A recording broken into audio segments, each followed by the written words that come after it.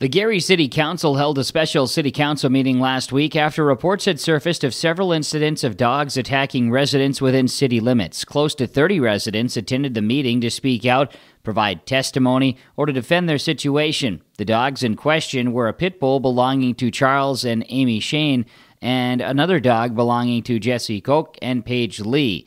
A third dog was later brought up that was owned by David and Julie Earls. Gary Mayor Kerry Kirschbaum talks about some of the incidents that had both the residents and the council concerned. Over the last, especially the last couple of years, we've had some pretty intense dog situations. One with the showing dog where I believe there was 4 different reports filed with the sheriff's office of the dog cornering people, attacking people. And it got to be so serious that in 2016 we had our lawyer told us we need to have a meeting, and with the sheriff, actually Ben Paul, told us that we need to get together and deem the dog potentially dangerous. So we did that.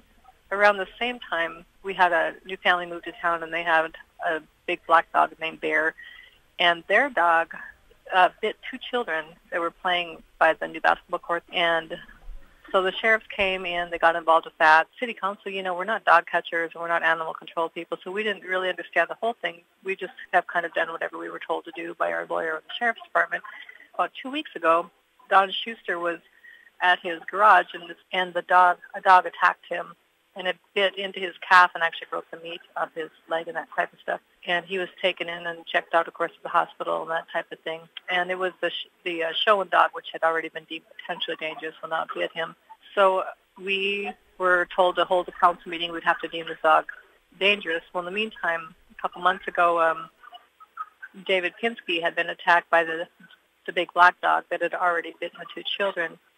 And the dog didn't bite him, but he got him cornered in his pickup, and it was a pretty intense situation for a gentleman to have that happen. And so we realized it's time to deem that dog potentially dangerous, or so we thought as a council.